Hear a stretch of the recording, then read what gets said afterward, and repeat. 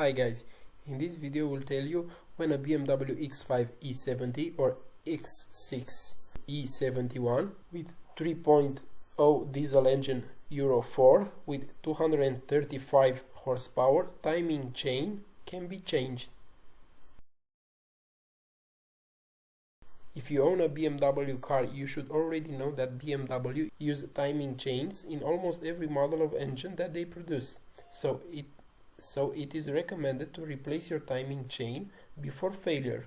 Otherwise, the repair prices can become very high because of the engine damage.